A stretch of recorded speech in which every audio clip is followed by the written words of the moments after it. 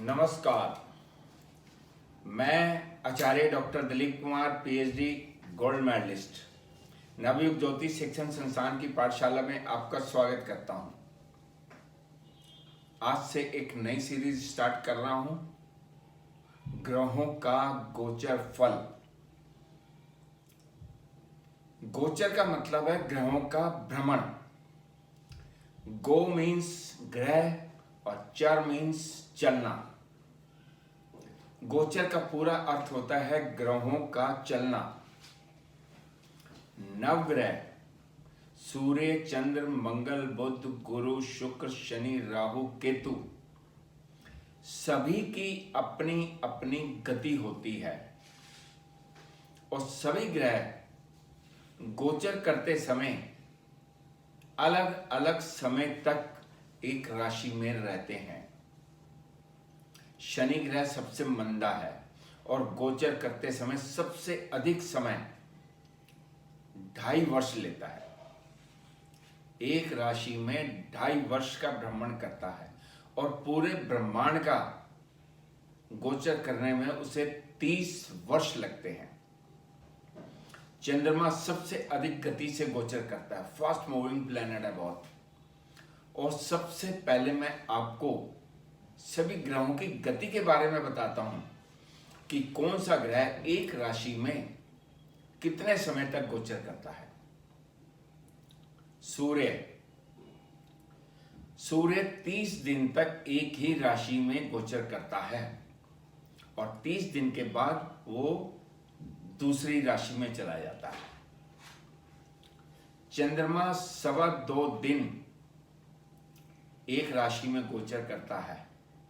मंगल लगभग 45 दिन गोचर करता है।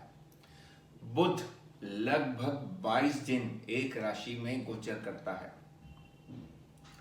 गुरु लगभग 1 वर्ष तक एक राशि में ही रहता है और शुक्र लगभग 25 दिन और शनि, जैसा मैंने पहले बताया, सबसे अधिक वक्त लेता है, 2.5 साल एक ही राशि में रहता है। इसके अलावा छाया ग्रह राहु और केतु लगभग 1.5 वर्ष तक यानी 18 महीने तक वो एक ही राशि में गोचर करते हैं और उसके बाद वो राशि परिवर्तन करते हैं। सूर्य और चंद्रमा हमेशा मार्गी रहते हैं, कभी वक्री नहीं होते हैं और राहु केतु हमेशा वक्री होते हैं।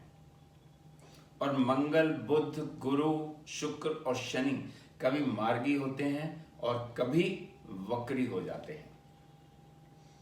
गोचर एक ऐसा विषय है जिसके कारण कोई भी जातक ज्योतिष की तरफ आकर्षित हो जाता है, क्योंकि मनुष्य की जिज्ञासा होती है कि उसका वर्तमान, उसका भविष्य कैसा रहेगा और इसको जानने का जरिया गोचर फल विचार ही है।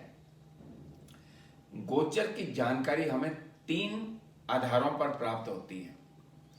जन्म राशि यानी चंद्र कुंडली पर आधारित, और दूसरी होती है वर्ष फल के अनुसार भविष्य जानने की विधि। तीसरी होती है जन्म लगन पर आधारित। लेकिन भारतीय ज्योतिष में सबसे अधिक जन्मकालीन राशि, जिसे जन्म राशि भी कहा जाता है, उस पर आधारित गोचर फल ही माना जाता है। मंत्रेश्वर जी महाराज ने फल दीपिका में गोचर फलम अध्याय के शुरू में ही बताया है कि लगन तो सारे उपलब्ध हैं, फिर भी गोचर फल कहने के लिए चंद्र लगन को प्रधान मानकर देखना चाहिए कि चंद्र लगन से वर्तमान में ग्रह कहां कहां गोचर कर रहे हैं।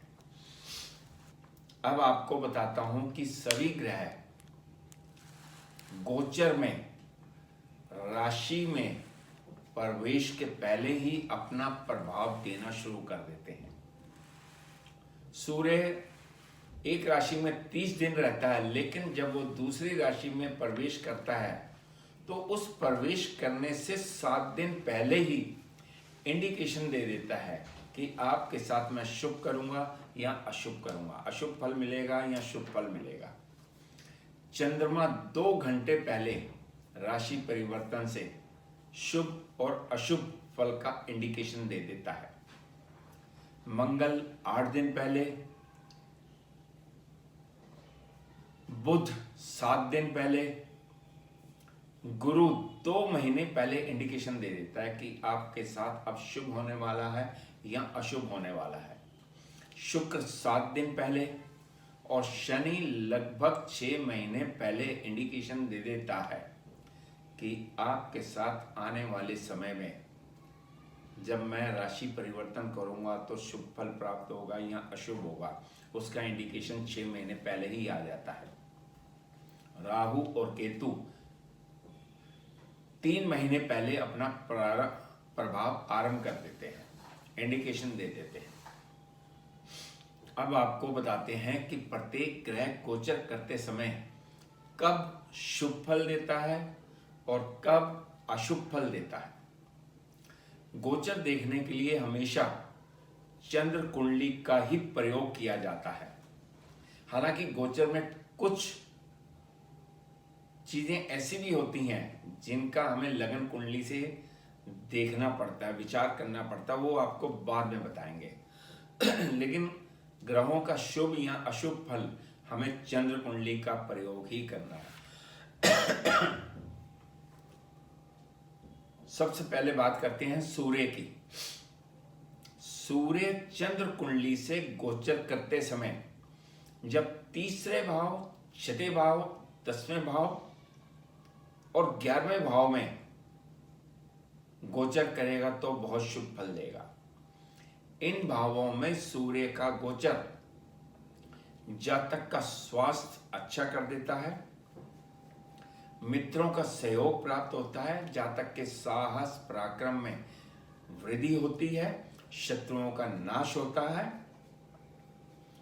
धन का लाभ होता है, संतान और जीवन साथी से सुख भी मिलता है। सूर्य राजा भी है, पिता भी है, तो यानी कि राजा से, सरकार से, पिता से भी शुभ फल प्राप्त होते हैं।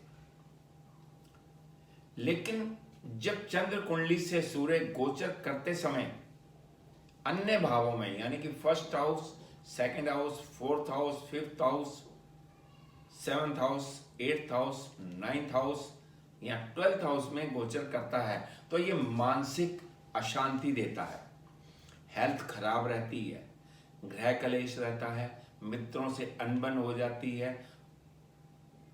और इन भावों में सूर्य के गोचर से राजकीय पक्ष यानी कि सरकार से, राजा से हानि भी हो सकती है। चंद्र कुंडली के अनुसार गोचर करते समय मैंने आपको बताया सूर्य तीसरे, छठे, 10वें और 11वें भाव में शुभ फल देता है। लेकिन उस समय यदि कोई ग्रह जब सूर्य 3rd हाउस में हो तो कोई ग्रह अगर 9th हाउस में हो या सूर्य जब 6th हाउस में हो और कोई ग्रह 12th हाउस में हो, जब सूर्य 10th हाउस में हो और कोई ग्रह 4th हाउस में हो, सूर्य जब 11th हाउस में हो और कोई ग्रह 5वें भाव में हो तो सूर्य का वैध हो जाता है। वैध यानी कि रुकावट, बाधा, और वो शुभ फल नहीं दे पाता। मैंने जैसे आपको बताया कि सूर्य 3rd हाउस में गोचर करते समय शुभ फल देता है, लेकिन उसी समय यदि 9th हाउस में कोई ग्रह बैठा हो गोचर में ही तो वो सूर्य को शुभ फल नहीं देने देगा।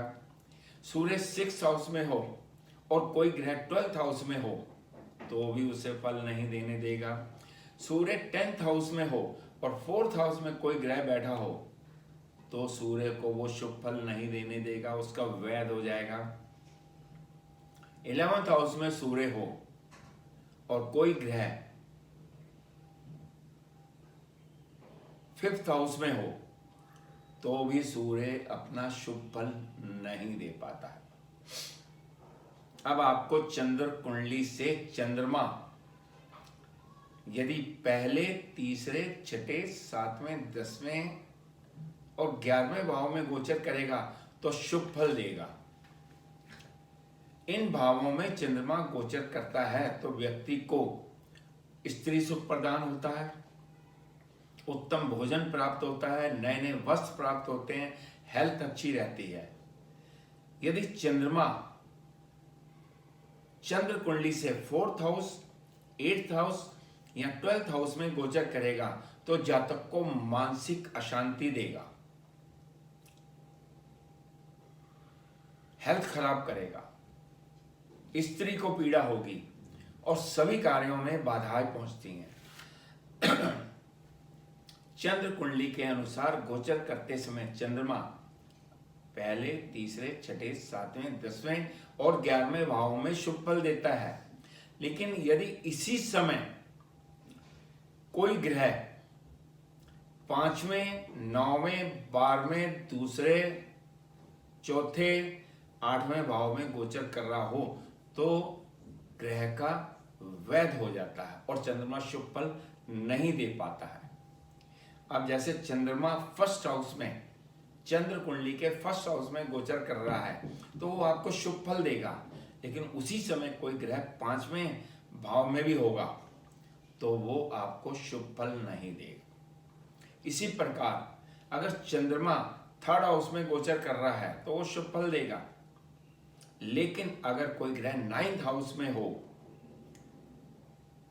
तो वो शुभ फल नहीं दे पाएगा। इसी प्रकार चंद्रमा 6th हाउस में गोचर करे और कोई ग्रह 12th हाउस में बैठा हो, या चंद्रमा 7th हाउस में हो, गोचर कर रहा हो और कोई ग्रह 2nd हाउस में बैठा हो, या चंद्रमा 10th हाउस में बैठा हो और कोई ग्रह 4th हाउस में बैठा हो, और चंद्रमा 11th हाउस में गोचर करे और कोई ग्रह 8th हाउस में बैठा हो तो चंद्रमा के शुभ फलों का वैध हो जाएगा और चंद्रमा अपना शुभ फल नहीं दे पाएगा। नेक्स्ट वीडियो में मैं आपको अन्य ग्रहों के बारे में बताऊंगा।